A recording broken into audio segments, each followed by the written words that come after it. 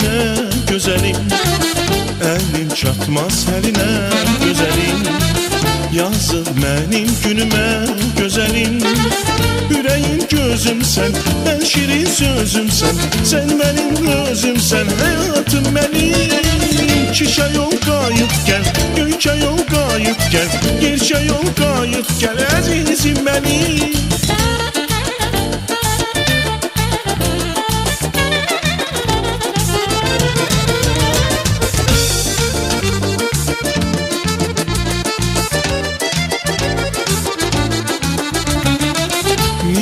Gelmir sorağım, sorağım, gelmezsin ay kanadın budağım.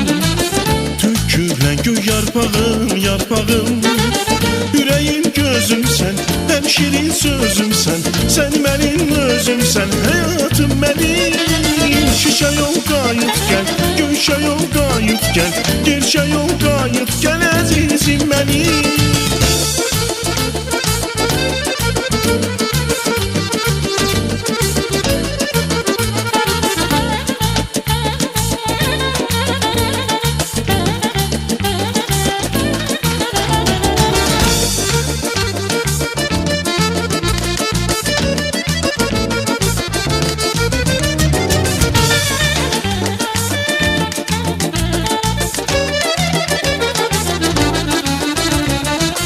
Ömrümü verdin bana kara göz, bununla özməz qayada kara göz.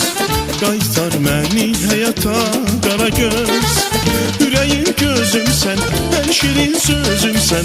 Sən mənim özümsən, həyatım mənim. Şişə yol qayıt gəl, Göyçə yol qayıt gəl, Gerçə yol qayıt gəl, əzizim mənim.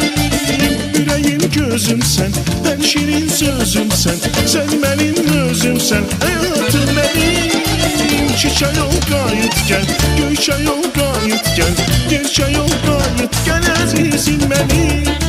Göyçə yol qayıt gəl, əzizim mənim. Gerçə yol qayıt gəl, əzizim mənim.